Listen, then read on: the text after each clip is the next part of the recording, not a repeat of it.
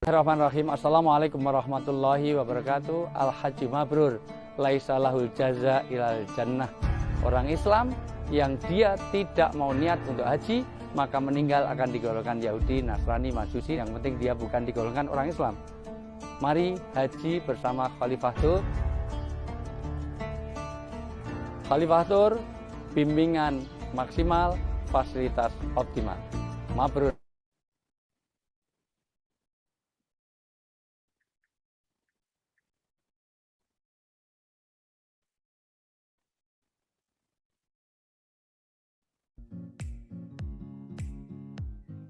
Bismillahirrahmanirrahim. Assalamualaikum warahmatullahi wabarakatuh. Saya Muhammad Mu. Di samping kanan saya ada Mas Alif dari cabang DT Peduli di Kota Malang. Alhamdulillah saya sampai di Malang dan membawa perlengkapan yang akan disampaikan kepada korban terdampak di Semeru. Ini paket-paketnya dan kami serahkan melalui pendamping kami di DT Peduli. Mudah-mudahan bisa membantu, bisa menyalurkan kepada saudara-saudara kita yang terdampak di erupsi Semeru. Kang Alif, saya serahkan ini, mudah-mudahan bermanfaat ya. Terima kasih Kang, jazakumullah khairan, semoga bermanfaat bagi yang membutuhkan di sana. Terima kasih untuk Khalifah Tur yang dibawakan sama Khalifah Berbagi, semoga bermanfaat. Assalamualaikum warahmatullahi wabarakatuh. Terima kasih Mas Alif, mudah-mudahan bisa bermanfaat. Terima kasih, demikian hadirin sekalian, saudara-saudaraku yang sebagai perwakilan kami yang ada di Malang, juga kami ucapkan jazakumullah khairan katsira kepada para donatur yang sudah menitipkan amanahnya melalui kami Khalifah Berbagi.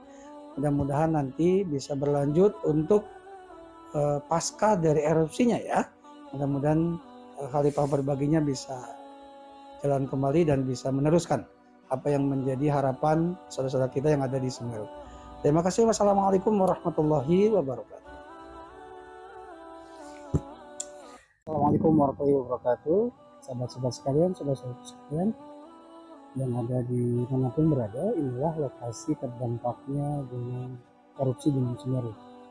Kita lihat di sebelah sana itu adalah lahan aliran yang memang kalau lihat ketinggiannya insya Allah itu hampir 10 meter dan lahannya naik ke atas sampai ke rumah ke penduduk di sekitarnya. Ini adalah aliran lahar yang terdampak Gunung Semeru. Kami menunggu siapapun yang mendengar atau menyimak siaran langsung ini atau rekaman ini, mudah-mudahan tergugah hatinya untuk saling berbagi bersama Khalifah Berbagi. Mudah-mudahan setiap ikhtiar lebih sedekah yang disampaikan melalui Khalifah Berbagi menjadi wasilah pengundang rahmat dan keberkahan Allah Subhanahu wa Ta'ala. Saya menunggu dari saudara-saudara sekalian, mudah-mudahan ini menjadi ibrah pelajaran bahwa kita punya keinginan untuk saling berbagi. Demikian laporan singkat ini, mudah-mudahan sedekah yang Ibu Bapak sampaikan menjadi pembuka pintu rahmat dan keberkahan Allah Subhanahu wa Ta'ala. Saya yang bertugas Muhammad Mu dari Kabupaten Lumajang. Assalamualaikum warahmatullahi wabarakatuh.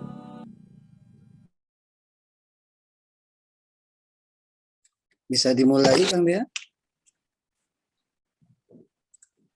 Mangga Pak Mu. Siap. Bismillahirrahmanirrahim. Assalamualaikum warahmatullahi wabarakatuh. Waalaikumsalam warahmatullahi wabarakatuh. Alhamdulillahirabbil alamin. Subhanallah walhamdulillah wala ilaha illallah wallahu akbar. Wala haula wala quwata illa billahil aliyul azim. Allahumma sholli ala Muhammad wa ala ali Muhammad. Segala puji hanyalah milik Allah.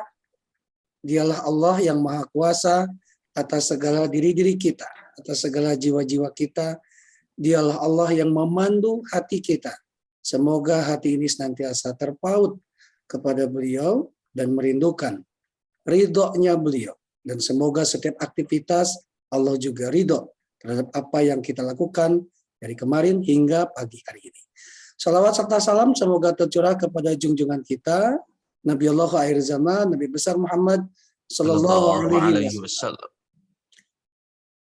Ibu Bapak yang dimuliakan Allah Subhanahu wa taala, semoga kajian di pagi hari ini menambah giroh untuk senantiasa memperbaiki diri kita, mempersiapkan segala ketentuan yang akan kita hadapi.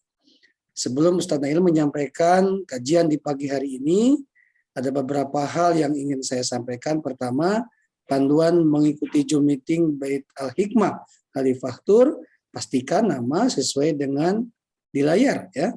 Yang kedua, untuk merubah nama ada fitur di kolom Zoom. Juga nonaktifkan fitur getar dan nada dering di HP Ibu Bapak. Matikan mikrofon selama Zoom meeting berlangsung. Tuliskan pertanyaan di fitur chat jika ada yang disampaikan. Lalu mengisi formulir umpan balik sebelum kajian ini selesai. Insya Allah petugas akan menyampaikan di fitur chat. Yang kedua, Ibu Bapak,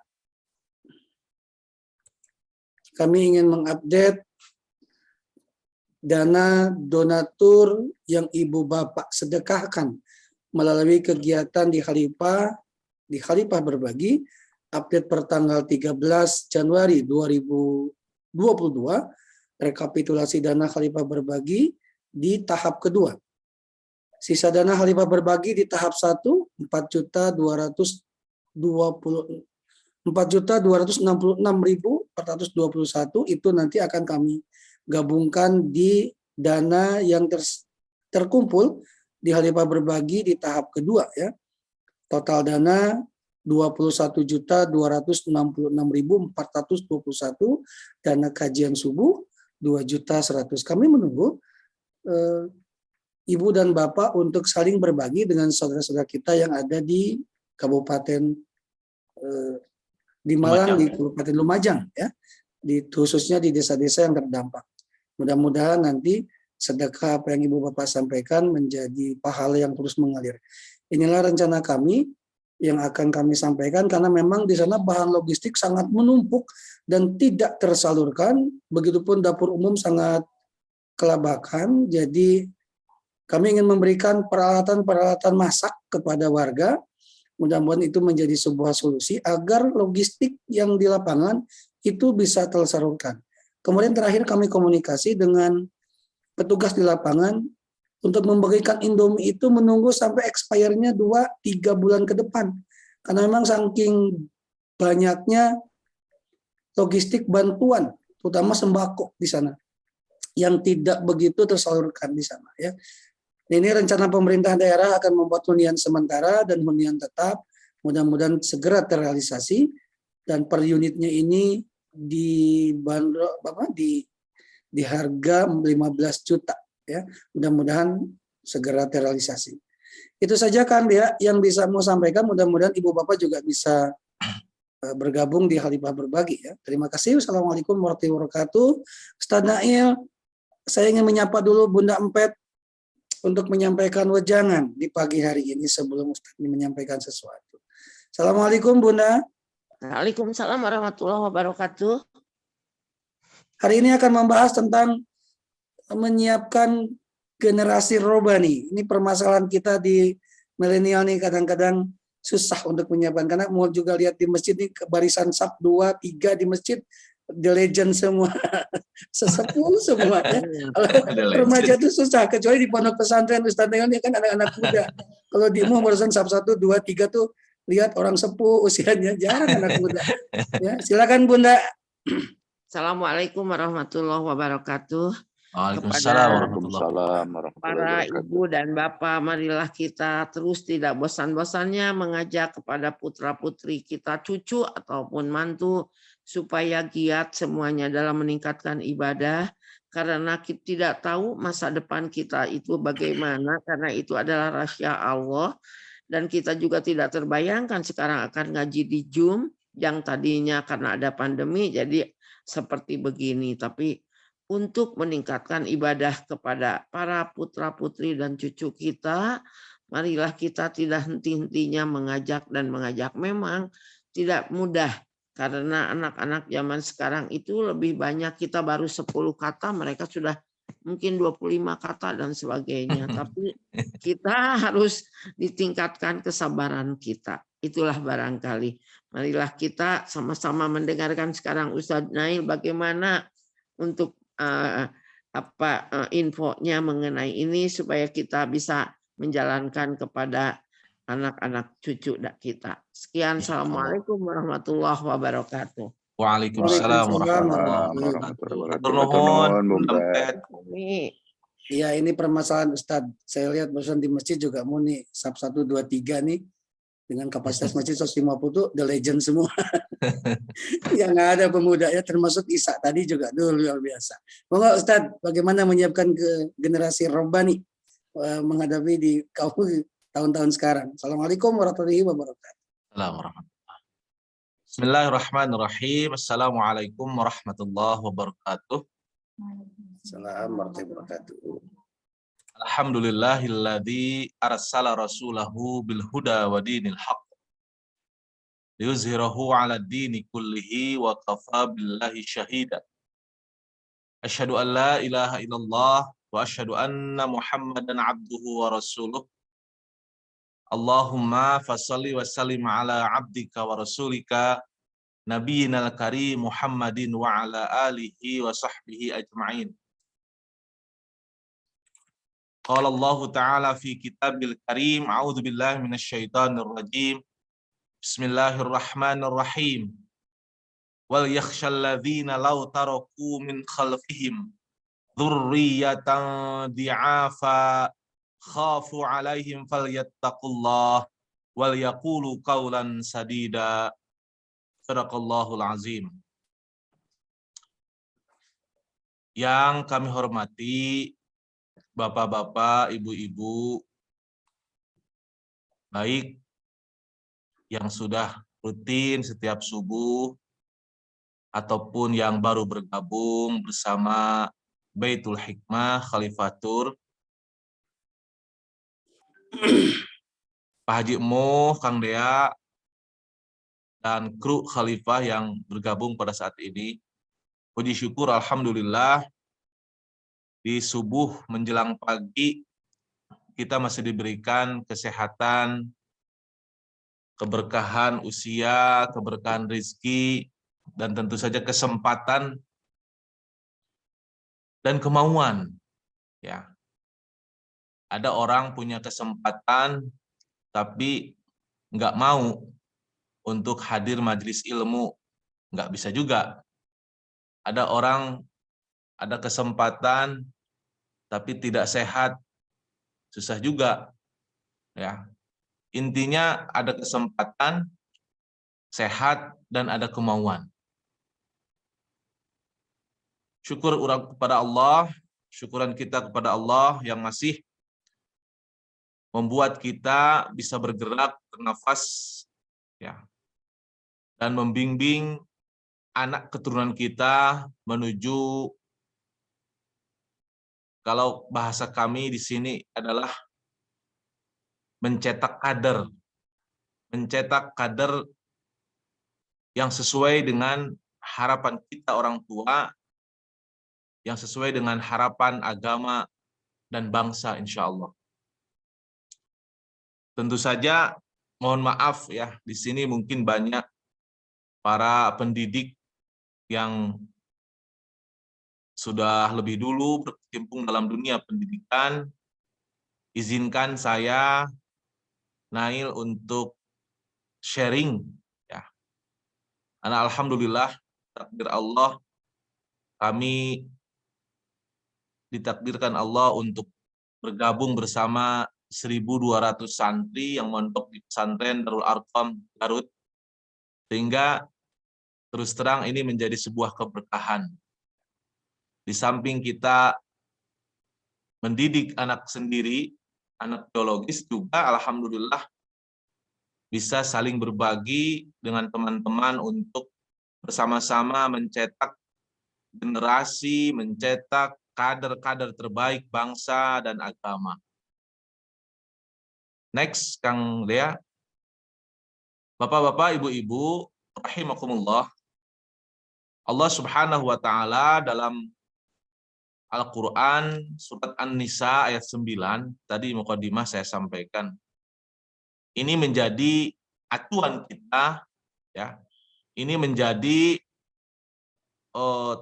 tanda tanya buat kita semua ketika Allah Subhanahu wa taala menyampaikan kepada Nabi Muhammad SAW dan kita sebagai umatnya, wal yakhshalladzina law taraku min khalfihim dzurriyyatan di'afa khafu alaihim falyattaqullah wal yaqulu qaulan sadida.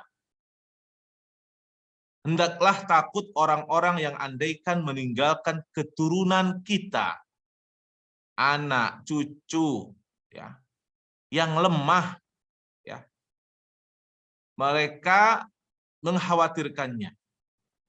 Maka hendaklah mereka juga takut kepada Allah dalam urusan anak yatim dan orang-orang lain, dan hendaklah mereka berkata dengan perkataan yang benar. Ya, seperti itu kira-kira artinya. Kalau boleh saya sedikit garis bawahi, di sini ada kalimat khafu alaihim, ya, dzurriyyatan di'afa. Bapak-bapak, ibu-ibu, saya, Pak Muh, dan teman-teman semua harus merasa khawatir, ya, harus merasa takut. Ini yang menjadi dasar bahwa kita harus benar-benar serius dalam menyiapkan generasi selanjutnya. Ada istilah budak urang, incu urang, kudu leuwih hadit buatan urang. Ya. Bagaimana sikap kita menghadapi, tadi Pak Mu sampaikan, permasalahan-permasalahan yang terjadi di masa milenial. Khususnya catatan kami yang pertama, masalah anak-anak muda ini adalah HP, ya, Android. Kemudian sekarang teknologi betul-betul sangat ditampakkan oleh Allah Subhanahu wa taala. Ya. Kemudian waktu, ya, kesempatan waktu yang menurut saya antara satu anak-anak dengan anak yang lain beda kesempatannya untuk bertemu dengan orang tua ataupun dengan orang-orang yang dianggap sebagai orang tua, seperti itu kira-kira. Nah, Bapak-bapak dan Ibu-ibu rahimakumullah, saya pernah membaca sebuah buku bahwa ketika kita ingin menghadirkan generasi yang baik, maka yang paling utama adalah al-madrasatul ula al-um, atau dibalik, al-um hiya al-madrasatul ula. Mau anak kita disekolahkan di sekolah yang terbaik, semahal apapun, tetapi kondisi rumahnya, ya, kurang mendukung kepada potensi anak untuk menjadi baik, maka itu juga menjadi masalah. Ya. Al-um, ibu itu orang nomor satu yang akan menjadikan anaknya seperti apa. Al-um madrasatul ula. Ini harus menjadi catatan. Jadi, terima kasih kami dari para kaum pria atas sumbangsih yang luar biasa kepada bunda-bunda, ya, ibu-ibu yang sudah mengeluarkan kemampuannya demi mencetak generasi-generasi umat, generasi-generasi Rabbani, generasi-generasi Allah, generasi-generasi Al-Quran yang sangat besar sekali. Ya. Jazakallah khair. Next, Kang Dea. Bapak-bapak, ibu-ibu, jamaah rahimakumullah, mengutip dari karya besar, ya, salah satu karya besar seorang tokoh, seorang ulama Mesir yang sangat terkenal menurut saya, yaitu Syekh Sayyid Sabiq, yang salah satu karya besarnya adalah Fiqh As-Sunnah. Beliau mengatakan bahwa untuk mencetak generasi umat yang akan mampu menghadapi tantangan globalisasi, diperlukan 5 kuat, diperlukan 5 unsur. Ya. Yang pertama kata beliau, kuat akidah. Kemudian kuatul ilm. Kemudian kuatul akhlak. Kemudian kuatul iqtisad. Dan yang kelima adalah kuatul jihad. Next, Kang Dea.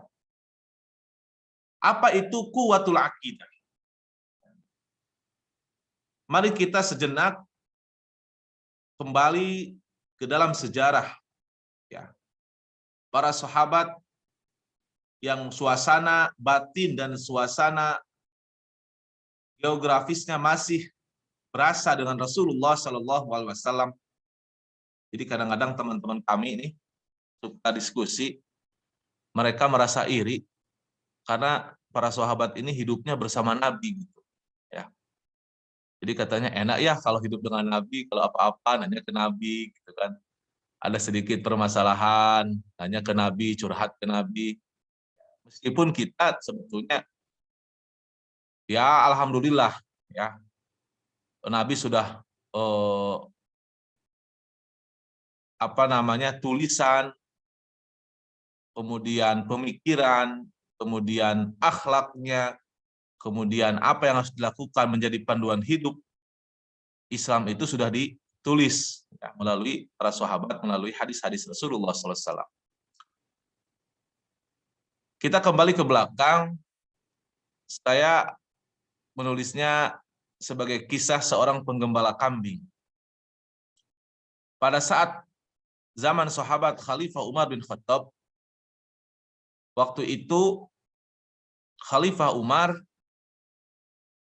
dalam kebiasaan beliau sehari-hari yaitu sering berkunjung ke pelosok-pelosok daerah dengan posisi menyamar, tidak menunjukkan identitas aslinya sebagai seorang khalifah, sebagai seorang pemimpin.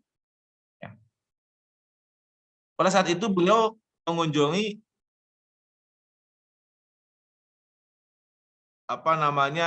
tempat penggembala kambing, ya, di mana di situ ribuan bahkan mungkin jutaan kambing berada di situ dari berbagai pelosok negeri Jazirah Arab. Datanglah Khalifah Umar kepada seorang anak muda. Kemudian beliau datang dan bertanya, milik siapakah kambing-kambing yang subur, sehat ini? Kemudian dijawab sama anak muda itu, sesungguhnya kambing-kambing ini adalah milik majikanku. Umar kemudian menawarkan sesuatu kepada anak muda itu, begini nak, bagaimana kalau saya membeli 1 ekor kambing dari kamu, kemudian kamu ambil uang dari saya, dan kamu sampaikan kepada majikan kamu bahwa 1 ekor kambing yang saya beli itu dimakan oleh hewan buas di padang pasir ini. Ini tawaran yang sangat menarik sebetulnya. Ya, bagi seorang anak muda, anak remaja yang sudah menggembala kambing begitu taat, begitu juhudnya. Ya.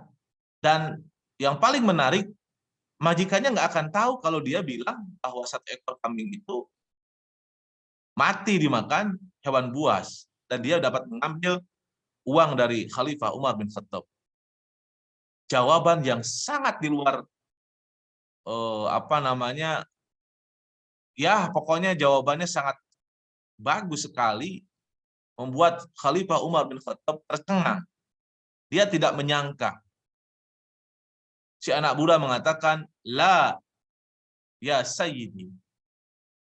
Enggak, wahai tuanku, inni akhafullah. Aku sangat takut kepada Allah. Ini jawaban seorang remaja di saat kesempatan dia untuk berkhianat kepada majikannya. Kemudian Khalifah Umar membuka jati dirinya dan memeluk si anak muda tersebut.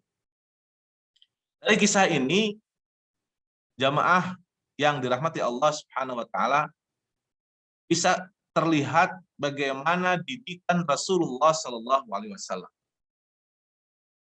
yang dilanjutkan oleh Khulafaur Rasyidin, para sahabat-sahabatnya yang tercinta, sampai kepada pengikutnya, gitu. Karena ada rasa khauf, ada rasa batin dan jiwanya itu selalu melekat pada Allah Subhanahu wa taala. Bahkan dalam hadis yang lain, Rasulullah SAW menjamin 7 golongan, di mana 7 golongan ini akan dilindungi Allah ketika hari di mana tidak ada lagi pertolongan yang akan menolongnya. Salah satunya itu adalah ketika seorang anak muda,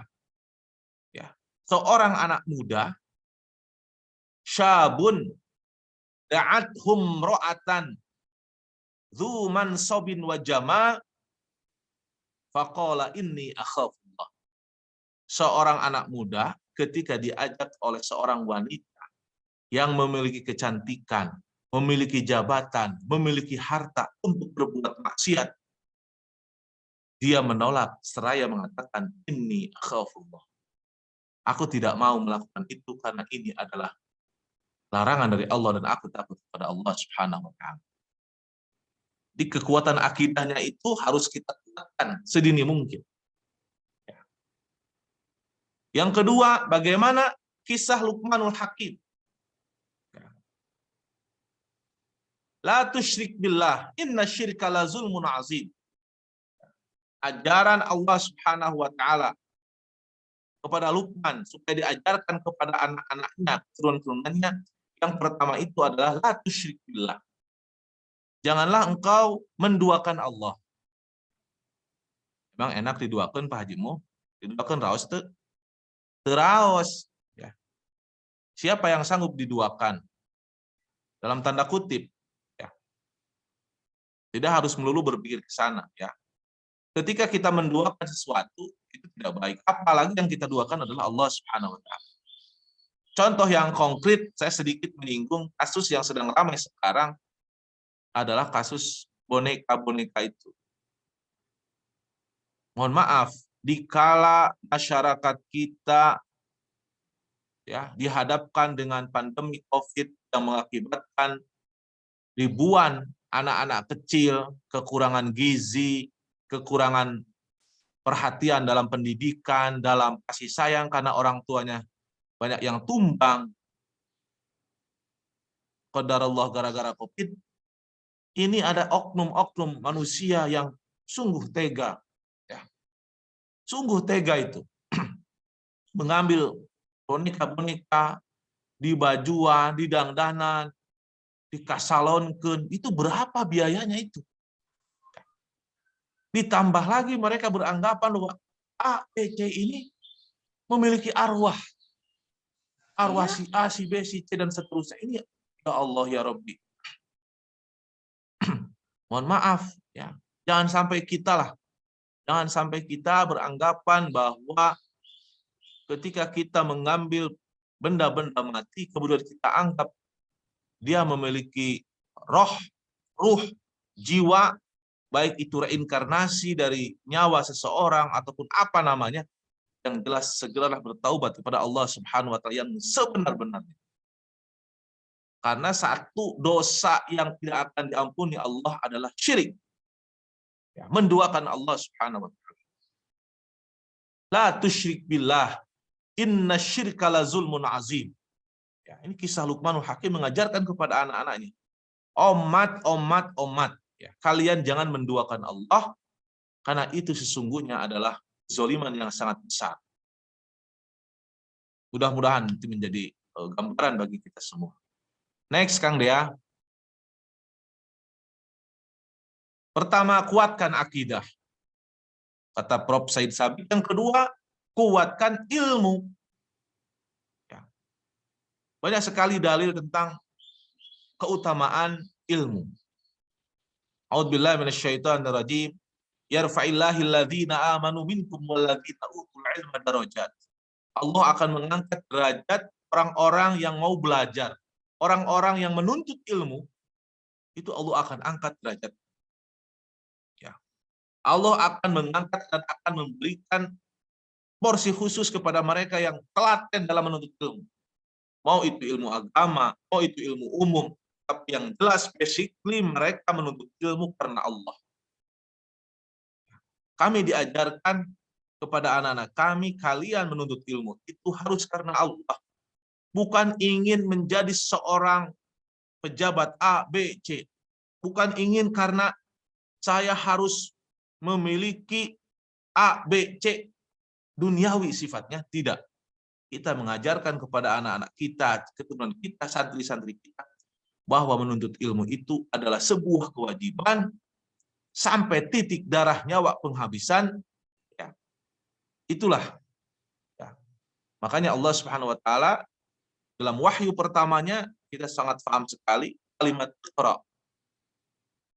Ma makna Iqra? Yakni baca. Apa artinya baca? Kita nyari, kita belajar. Ya. Ini yang harus kita ajarkan kepada anak keturunan kita untuk mencetak generasi yang hebat, generasi yang lebih baik daripada kita. Budayakan membaca. Ya. Terlebih di zaman sekarang, ya Allah, Abah Gogol itu kadang-kadang mengganggu kita ya. Biasanya anak-anak kita ini, anak-anak santri, kalau mencari sesuatu kan melalui Komus, referensinya buku-buku di perpustakaan. Sekarang ya sedikit berkurang. Kadang-kadang mereka bertanya atau di lab komputer atau kita yang di rumah dengan mudahnya tanya ke Mang Google, ma makna hadza, ma makna hadza. Kita semua dimudahkan di zaman sekarang. Tapi di sisi lain ada banyak hal ya yang hilang pada saat momentum kita untuk membuka hasanah keislaman ataupun hasanah keilmuan yang Allah turunkan melalui para ulama, yang dititipkan melalui kitab-kitab ataupun buku-buku yang ada di perpustakaan atau di toko buku ataupun di kamar kita. Ya. Gampilah, yang penting mah ada googling seperti itu kira-kira. Jadi dalilnya sangat kuat bahwa menuntut ilmu itu harus betul ditekankan, akan diangkat derajatnya. Kemudian bagaimana Allah Subhanahu wa taala memberikan kode yang sangat keras melalui dalil yang pertama ataupun ayat yang pertama diturunkan kepada Rasulullah SAW, yaitu kata Iqra, bacalah. Ini jelas kode keras kepada kita untuk senantiasa belajar dan belajar. Terus kita lihat dalam hadis Rasulullah SAW, man arada ad-dunya fa'alaihi bil ilm. Barang siapa yang menginginkan dunia, maka harus menguasai ilmunya. Wa man arada al-akhirah fa'alaihi bil ilm. Dan barang siapa yang menginginkan akhirat, ya, dunia dan akhirat kita inginkan, kita cita-citakan untuk bisa hidup bahagia di sana, fa'alaihi bil ilm. Ya. Maka kepadanya adalah ilmu. Wa man aradahuma, maksudnya di situ ya. Sini terlewat mungkin. Ada teks hadis yang lain. Wa man aradahuma, ya, fa'alaihi bil ilm. Dan barang siapa yang menginginkan keduanya, maka harus kita kuasai ilmunya. Next, Kang Dea. Ya. Jadi tadi Ibu, Pak, kuwatul akidah, kuatkan akidahnya, ya. Kuatkan ilmunya. Yang ketiga adalah kuatkan akhlaknya. Jemaah yang dirahmati Allah Subhanahu wa taala, Rasulullah sallallahu alaihi wasallam diutus oleh Allah itu untuk mengajak manusia agar beribadah kepadanya. Ya. Wa ma arsalnaka illa rahmatan lil alamin. Sesungguhnya aku mengutusmu wahai Nabi sebagai rahmat bagi semesta alam. Kemudian hadis Nabi menyampaikan kepada kita semua, innama bu'ithu. Ini kata Nabi. Innama bu'ithu liutammima makarimal akhlaq. Liutammima salihul akhlaq. Ya. Sungguhnya aku diutus untuk menyempurnakan akhlak yang baik. berarti waktu itu ya akhlaknya tidak baik. Ya. Dan saya kira sampai saat ini banyak sekali kita temukan ya. Di Arab saja sering-sering muncul juga pertanyaan ataupun diskusi dengan teman-teman. Nah, hanya acara Nabi diturunkan di Arab, di Bandung gitu. Tidak di Indonesia seperti itu. Ya ini salah satunya. Li utammima makarimal akhlak. Maksudnya ya akhlak-akhlak orang Jazirah Arab pada saat itu. Maksudnya ya meluruskan ya etika ataupun budaya Arab-Arab yang tidak sesuai dengan syariat agama. Karena banyak sekali kita kadang-kadang sering dicampurkan antara budaya Arab dengan syariah. Padahal sesungguhnya itu adalah dua sisi yang berbeda. Ada di Arab oge begini, nah ada di Arab oge begini. Tidak semua yang di Arab itu adalah sesuai dengan syariat. Ya. Itu ada kajiannya khusus ya. Tidak semua yang dilakukan oleh orang Arab itu adalah syariat agama. Ya. Di antaranya nih yang nampak jelas adalah bagaimana orang Arab itu ketika anak gadisnya ada yang mau menikah ya, ataupun misalnya ada yang melamar kepada dirinya, maka si wali ataupun si keluarga itu akan meninggikan nilai mas kawinnya. Semakin mas kawin dia tinggi, ya maka nampaklah kedudukan dia dalam status sosial di masyarakat. Seperti itu. Padahal Islam tidak mengajarkan seperti itu. Bagaimana misalnya Ali bin Abi Thalib melamar putri Rasulullah SAW ya hanya dengan surat Al-Ikhlas 3 kali, kemudian cincin yang terbuat daripada besi. Seperti itu. Jadi syariat dengan budaya itu jelas-jelas sangat beda ya. Baik Bapak-bapak dan Ibu-ibu rahimakumullah, poin yang ketiga ya, menghadapi globalisasi ekonomi, globalisasi teknologi ya, globalisasi dunia sekarang ini terus terang ya. Akhlak harus betul-betul kita tanamkan sedini mungkin. Salah satunya adalah ya. Madrasatul ula. Ibu itu adalah sebagai pendidikan yang pertama kepada anak-anaknya. Pesantren itu hanya dititipkan beberapa waktu, beberapa tahun. Dan kita terus terang sering share dengan guru-guru BK ya atau BP, akan kelihatan si santri yang memiliki tabiat seperti ini biasanya seperti ini hasilnya. Ada beberapa santri karakternya seperti ini, sukanya iseng, sukanya begini, mengganggu teman-temannya. Itu bisa dikaitkan dengan kehidupan di keluarganya. Ini ada catatan di kami itu. Karena kita tiap tahun itu ada psikotes, ada ngisi-ngisi formulir yang melihat daripada basic si anak dan hasil kedepannya seperti apa. Kita punya catatan seperti itu. Next, Kang Dea, waktunya nyerelek ya, tidak terasa. Kuat iktisad. Nah ini, kekuatan ekonomi. Saya masih terngiang-ngiang waktu kuliah dulu di Damaskus itu. Syekh Ramadan Buti Allah yarham, Syekh Sahib Tafsir Munir Wahbah Zubaili menyampaikan kepada jamaahnya, kepada kita mahasiswa itu, umat Islam itu harus kaya. Anak-anak kita itu harus kuat dari sisi ekonomi. Ya. Kita tidak boleh berada di bawah terus. Kita harus di atas.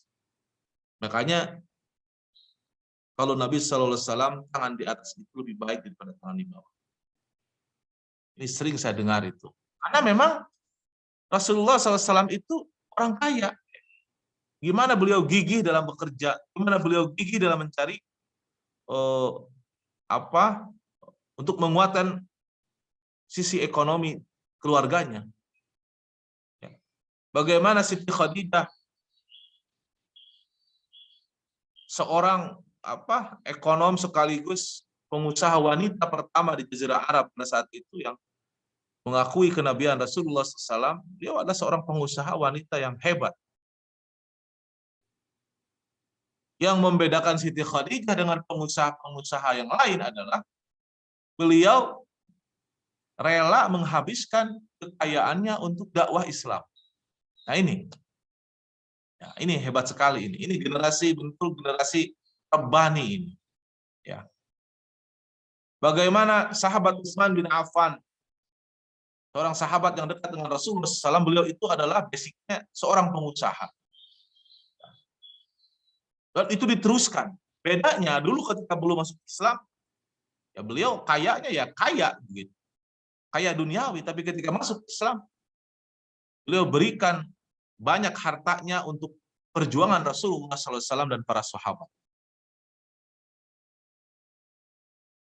Kita miris sekali ketika menemukan saudara-saudara kita, mohon maaf kalau saya salah.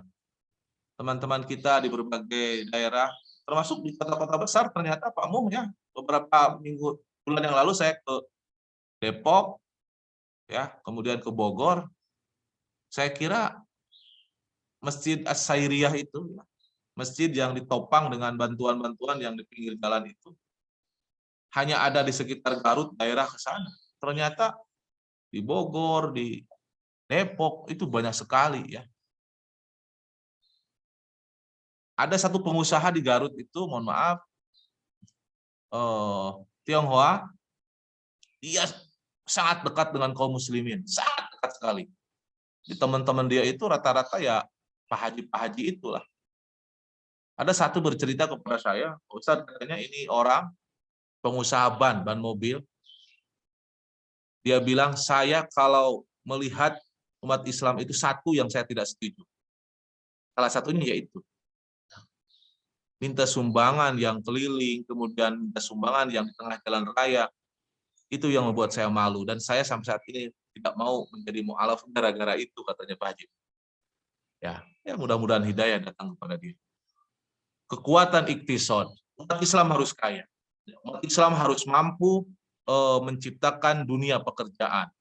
Saya kira jemaah pada paham seperti apa teorinya. Yang jelas kita harus support kepada anak kita, turunan kita untuk menjadi orang-orang kaya dalam ekonomi untuk menopang dakwah Islam.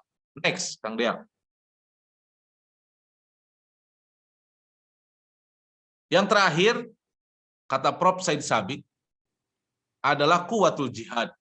Nah, ada sedikit atau mungkin 3 kata yang sering kita dengar, ya sangat minimalis ini katanya, tapi mampu membuat orang itu terus bersemangat dalam bekerja, ya, dalam belajar, ya, kalimat man jadda wajada. Barang siapa yang bersungguh-sungguh, maka ia akan mendapatkannya. Barang siapa yang bersungguh-sungguh dalam bekerja, menuntut ilmu, apapun namanya, maka insya Allah dia akan mendapatkan hasilnya. Ya, ini menjadi slogan daripada bagaimana kita untuk menjadi seorang profesional dalam pekerjaan kita. Jadi jihad di sini, Bapak dan Ibu, dalam tanda kutip tidak melulu harus berbicara tentang perang, tidak harus bicara masalah bersih tegang dengan musuh, ya, dan lain sebagainya, tidak. Syekh Said Sabiq dalam kajiannya itu beliau menyampaikan bahwa kita umat Islam harus profesional dan proporsional. Kita ajarkan kepada anak keturunan kita menjadi santri yang baik, menjadi siswa yang baik. Ya, kita juga menjadi ayah ibu yang baik. Ya. Kita menjadi karyawan, menjadi pegawai pemerintah yang baik dan taat. Ya. Ini merupakan bagian daripada jihad kita. Ya.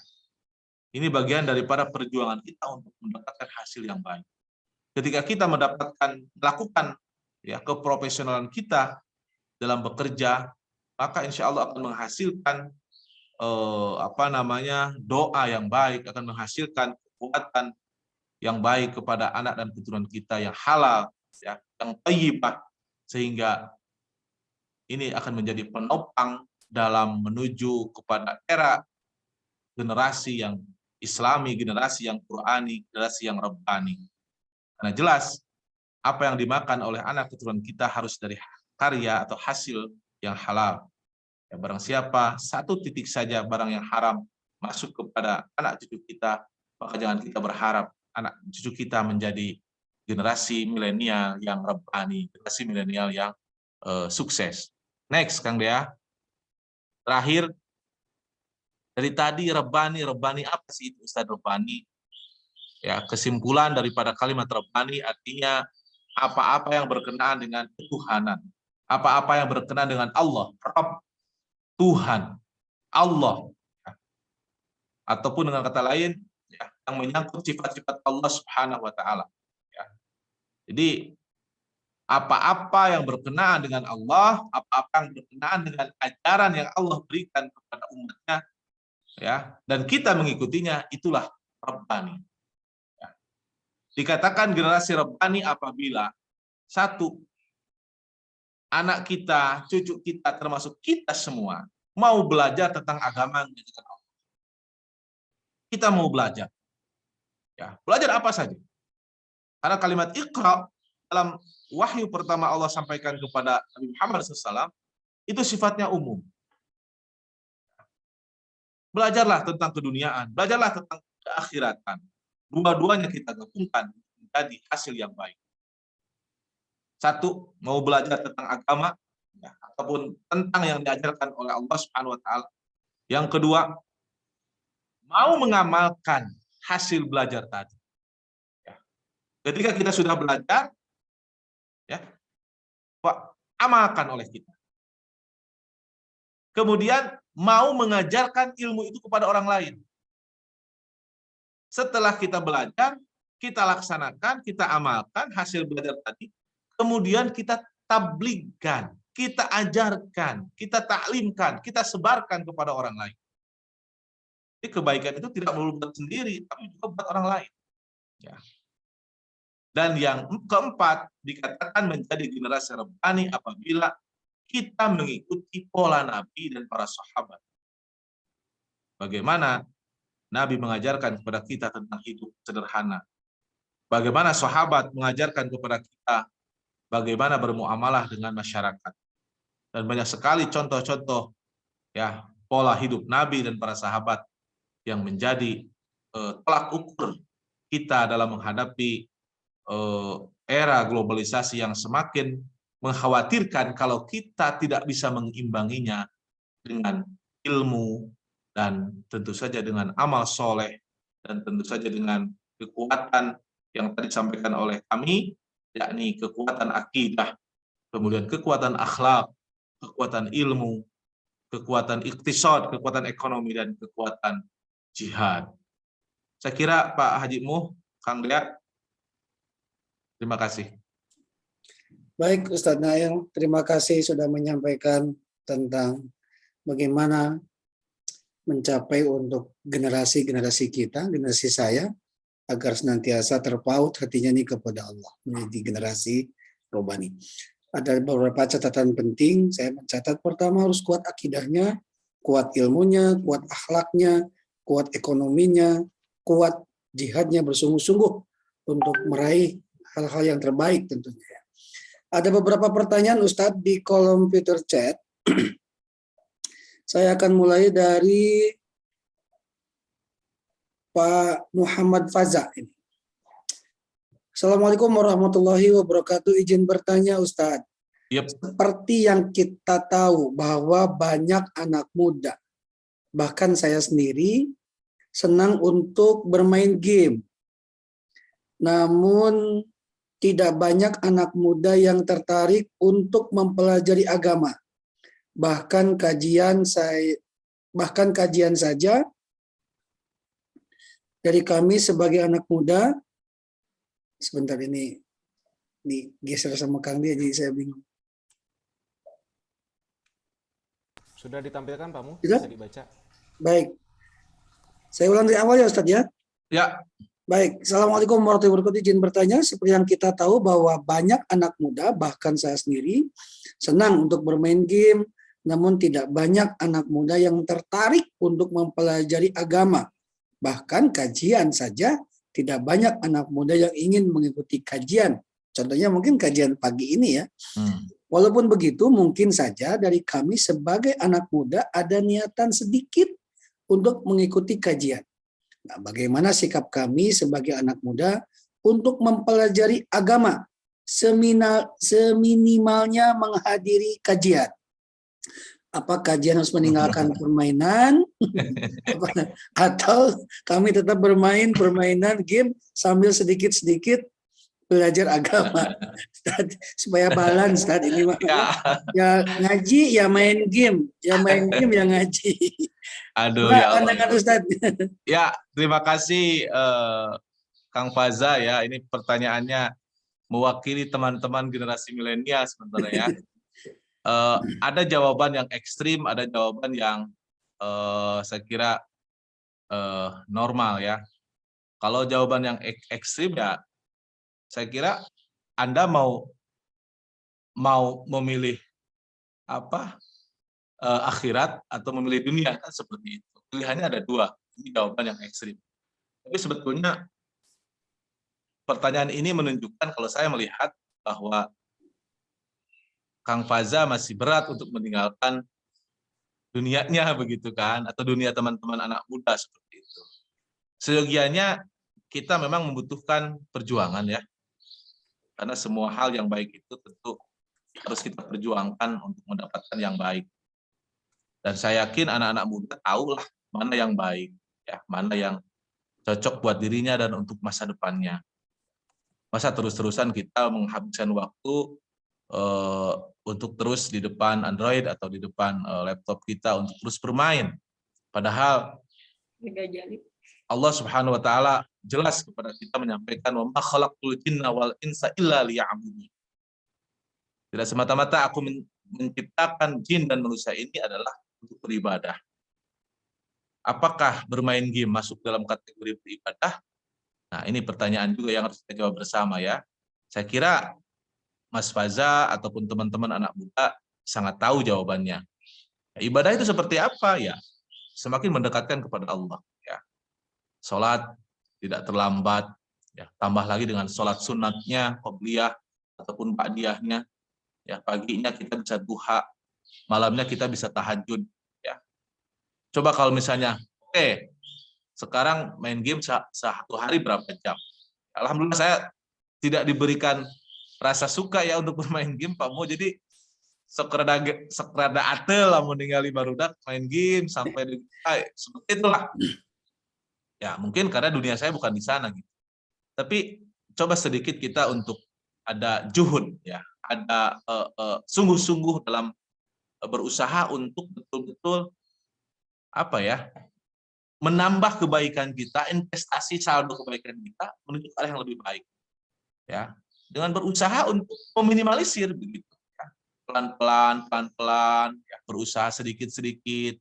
Yuk kita lihat kajian, yuk kita lihat misalnya apa diskusi agama seperti itu. Ya minimal ketika pegang Android ya jangan game yang kita buka ya. Kita buka Android ya kita nggak bisa nolak karena memang handphone ya terlalu ada di tangan.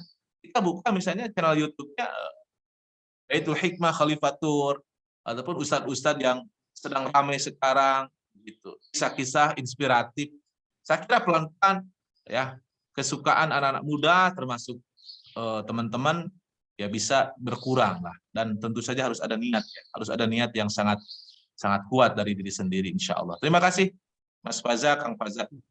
Baik Ustadz, ini ada pepatah yang sangat unik ya, yang beredar viral di medsos. Ketika orang tua memberikan melarang anak jangan main HP, pada saat yang sama orang tua pegang HP. Ini lucu ya, saya baca itu di medsos, ini paling viral kalimat ini. Jangan main HP katanya. Pada saat yang sama orang tua itu pegang HP. Ya. Oke, Kang Dea, pertanyaan yang kedua dari Pak Bambang. Ya. Silakan ditampilkan. supaya Bentar, saya cari dulu nih ya. Oke. Assalamualaikum warahmatullahi wabarakatuh. Izin bertanya Ustadz, dari 5 kuat yang tadi yang tadi sudah disampaikan, ada urutan prioritas mana yang dilakukan lebih dahulu dalam mempersiapkan generasi rohani, Ustadz? Baik, terima kasih Pak Haji Bambang. Sebetulnya ya, kalau lihat dalam sejarah, Rasulullah SAW itu berdakwah atau masa hidupnya setelah beliau mendapatkan tugas penting sebagai seorang nabi dan rasul itu 23 tahun. 13 tahun periode Mekah, 10 tahun periode Madinah. Artinya apa? Bahwa di masa kenabian beliau itu mayoritas hidupnya dakwahnya itu di Mekah. Dan dalam sejarah juga disampaikan selama 13 tahun itu tidak ada syariat dari Allah Subhanahu wa taala yang diturunkan kecuali Nabi hanya fokus ke dalam bab akidah. Ya. Jadi kalau mau diprioritaskan, diurutkan, kekuatan mana sih, unsur mana yang harus prioritas kita utamakan? Saya katakan kuwatul akidah adalah yang prioritas. Ketika akidahnya insya Allah sudah baik, ketika keyakinan dia kepada Allah Subhanahu wa taala sudah mulai jelas, nampak, maka insya Allah sholat, zakat, saum, ya, termasuk umroh dan haji, itu insya Allah akan melekat kepada dirinya. Seperti itu insya Allah. Kamu? Siap, Ustadz.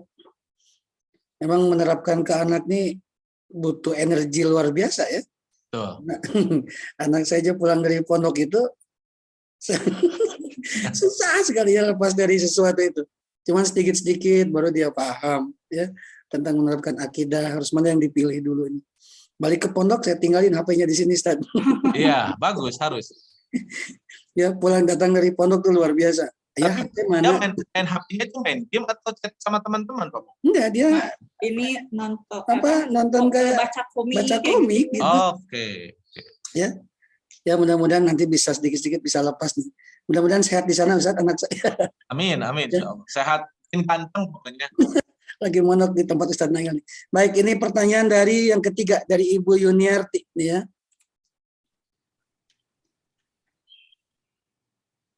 Kang Dia, atau saya bacakan di sini aja ya. Assalamualaikum warahmatullahi wabarakatuh. Ustaz izin bertanya nih. Ini saya mohon maaf kalau bahasanya saya bacakan langsung. Izin bertanya, mereka takut meninggalkan anak cucu di masjid. Banyak orang tua yang sudah tua.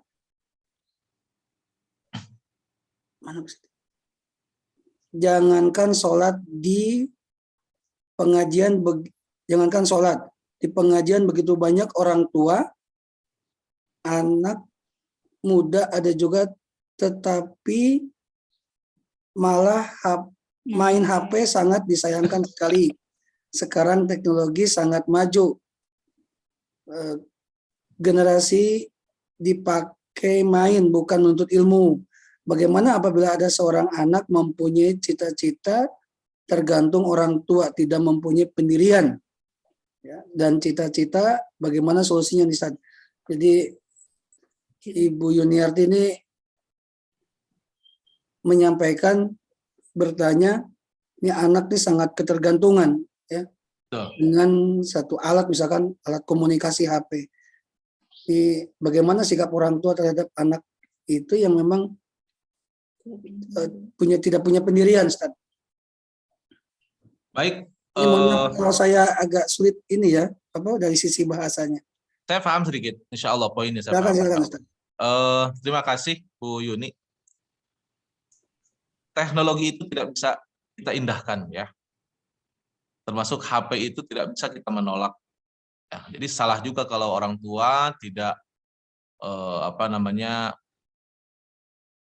tidak memberikan sama sekali tentang Android ataupun HP ya, apapun namanya. Yang kita butuhkan adalah kontrol. Ya, yang kita butuhkan adalah pengawasan. Yang dia butuhkan adalah sentuhan. Yang dia butuhkan adalah contoh. tadi kata Pak Haji Mu, nyuruh berhenti main HP, dianya sendiri main HP. Ini kan cilaka. Nyuruh ke masjid, bapaknya malah nonton Persib. Kan dibalikin seperti itu sama anak-anak sekarang. Itu nggak bisa. Makanya, mohon maaf, saya senantiasa berterima kasih kepada para ibu-ibu ya. Hiya madrasatul ula. Ibu itu adalah sekolah yang paling pertama berkesan bagi anak-anak. Ya. Karena ibu itu punya sentuhan, punya magic yang bisa betul-betul mengarahkan anak kita kepada yang lebih baik. Ketika ibunya memanjakan dia, ya saya kira anaknya akan manja. Ketika ibunya sedikit ada proses pembelajaran dalam memberikan sesuatu, mohon maaf, saya itu mohon maaf Pak Mo ya, tahadus binikmat sama anak-anak saya yang 2 ini sejodoh. Kalau mereka punya kemauan, yuk murojaah surat anu. Saya mau beli anu. Ayo murojaah hadis anu. Ketika kita makan di luar dalam satu mobil itu, insya Allah kita usahakan contoh dan hal-hal yang positif bagi dia. Minta dia kuota. Sok hafalkan surat anu, setor. Nah, saya berusaha untuk memberikan yang terbaik kepada anak. Di sisi lain ketika pernah saya menolak tidak membelikan HP, kasihan anak saya itu. Ya. Dia melihat temannya main HP, lihat temannya sampai gini gitu melongo, lihat temannya main HP, ya Allah. Nggak tega juga kita kan. Kita nggak tega juga melihat anak kita harus seperti itu gitu. Sampai akhirnya kita komunikasi, mamanya utamanya komunikasi dan sebagainya, alhamdulillah ya. Sedikit-sedikit bisa kita dicarikan solusi dengan pembinaan, pengawasan, dan tentu saja dengan contoh. Terima kasih Pak Mu. Pak Mu, suaranya di mute Pak Mu. Bapak yang menyampaikan, Pak Rustam, silakan Pak. Sudah angkat tangan. Baik, terima kasih. Assalamualaikum warahmatullahi wabarakatuh. Waalaikumsalam warahmatullahi wabarakatuh. Ya, Ustaz Nail, saya sedikit ingin mensitir kalimat dari penyair Libanon. Saya kira kalau pernah kuliah di Suriah sangat akrab dengan nama ini ya, Gibran. Gibran. Kata Gibran, anakmu bukan anak zamanmu. Kalimat senadas dan atau senafas dengan itu pernah disampaikan juga oleh Sayyidina Ali bin Abi Thalib radhiyallahu anhu.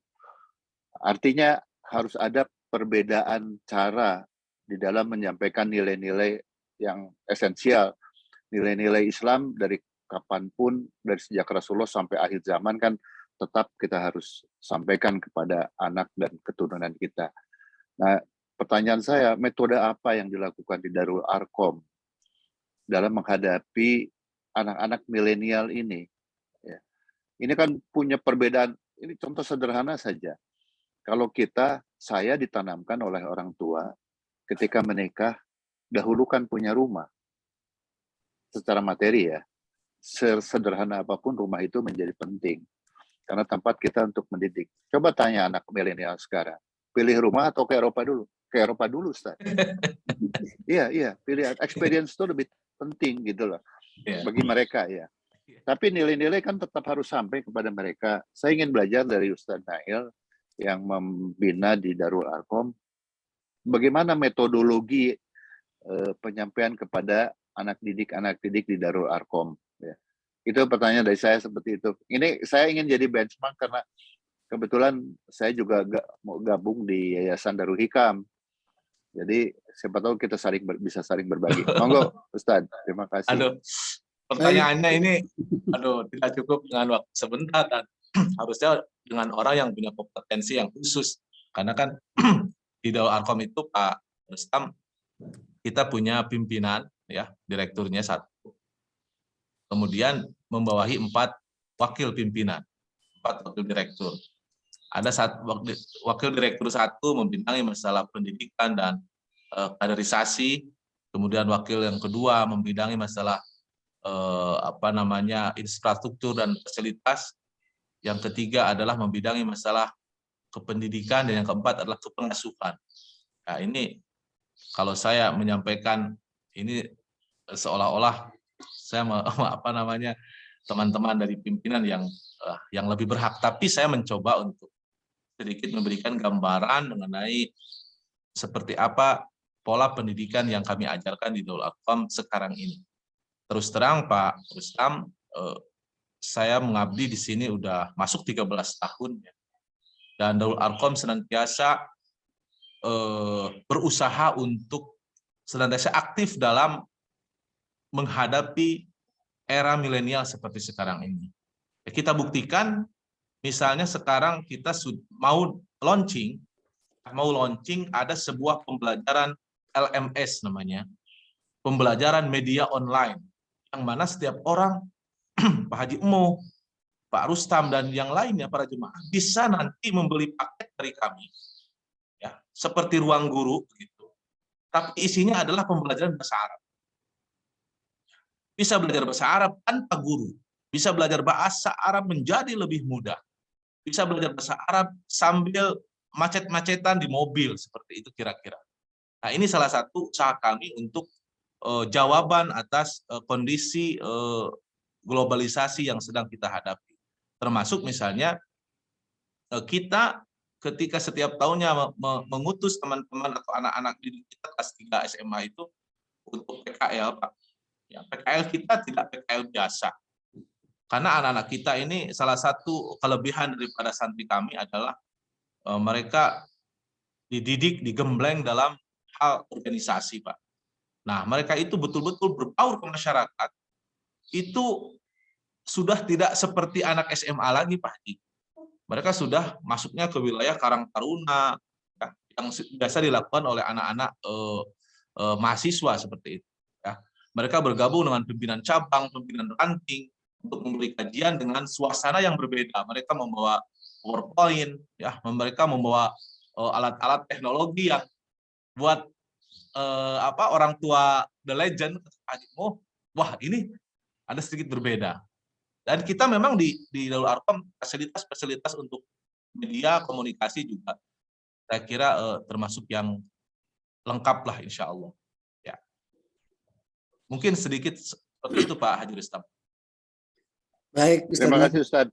Ya. Baik, Pak Rustam, terima kasih. Ini salah satu mudirnya Pak Rustam itu Pak Kiai Haji Ayi Mukhtar yang ngebimbing di Haripah ya. Iya. Nanti bisa silaturahmi ke sana. Iya. Baik. Salam buat Ustaz Ayi. Ya, insya Allah. Assalamualaikum. Bapak Ibu yang dimuliakan Allah Subhanahu wa taala, karena sudah jam 6:08 tidak terasa waktunya. Ustaz Nail, ya, sebelum berakhir meninggalkan dunia yang mana? Ada closing statement dari Ustaz Nail tentang kajian di pagi hari ini. Baik, terima kasih pada semua hadirin yang hadir, menyempatkan hadir, dan sedikit memaksakan untuk menghadiri acara ini. Mohon maaf saya sampaikan itu karena memang perlu kita untuk mensupport diri bahwa semua itu kalau tidak dipaksa ya kita susah ya. Termasuk dalam mendidik anak keturunan kita supaya kita tidak masuk ke dalam golongan yang dijauhkan oleh Allah Subhanahu wa taala. Ya, Allah tadi saya sampaikan dalam surat Al-Hasyr, benar-benar Allah seolah-olah sedikit menggarisbawahi tentang kalimat wal yakhshal ladzina law taraku min khalfihim dzurriyyatan bi'afa. Kalian mesti takut ketika kalian meninggalkan generasi setelah kalian, anak cucu kalian dalam keadaan bi'afa, dalam keadaan lemah apanya? Lemah akidahnya, lemah akhlaknya, lemah ilmunya, lemah ekonominya, dan tentu saja lemah dalam berikhtiar mencari kehidupan di dunia yang lebih baik. Mudah-mudahan kita bisa mencetak generasi yang lebih baik daripada kita. Ya, kita bisa mencetak anak cucu kita menjadi generasi yang diridhai Allah Subhanahu wa taala. Langsung berdoa Pak Mu? Iya, Ustadz, boleh diakhiri dengan doa buat kita. Astagfirullahalazim, astagfirullahalazim, astagfirullahalazim min dzanbil azim. Alhamdulillahirabbil alamin, hamdan syakirin, hamdan na'imin, hamdan yu'afi ni'amahu wa yukafi mazid. Ya Rabbana lakal hamdu kama yanbaghi li jalali wajhikal karim wa 'azimi sultanik. Allahumma shalli wa sallim wa barik ala Muhammad wa ala alihi wa sahbihi ajma'in. Allahumma ighfir lil mu'minina wal mu'minat wal muslimina wal muslimat al ahya'i minhum wal amwat innaka sami'un qaribun mujibud da'wat fa ya qadiyal hajat. Rabbana zalamna anfusana Wa illam taghfir lana wa tarhamna lanakunanna minal khasirin. Rabbana la tu'akhidna in nasina aw akhtana. Rabbana wa la tahmil alaina isran kama hamaltahu 'alal ladina min qablina. Rabbana wa la tuhammilna ma la taqata lana bih. Rabbana wa la tuhammilna ma la taqata lana bih. Rabbana wa la tuhammilna ma la taqata lana bih. Wa'fu anna waghfir lana warhamna anta maulana fansurna 'alal qaumil kafirin. Fansurna 'alal qaumiz zalimin. Fansurna 'alal qaumil munafiqin. Rabbana atina fid dunya hasanah wa fil akhirati hasanah wa qina adzabannar. Walhamdulillahirabbil alamin. Assalamualaikum warahmatullahi wabarakatuh. Waalaikumsalam warahmatullahi Waalaikumsalam wabarakatuh. warahmatullahi Terima kasih Ustadz Nail atas ilmu yang disampaikan. Bapak Ibu yang dimuliakan Allah, insya Allah untuk rekaman kajian ini juga dapat disaksikan kembali melalui channel YouTube Khalifah Tour. Dan untuk rekaman kajian-kajian dari para asatidz yang lainnya dapat disimak kembali di YouTube channel Khalifah. Silakan diklik, di subscribe, di like, dan nyalakan lonceng notifikasinya ya agar dapat update kajian apa saja yang ada di Khalifah.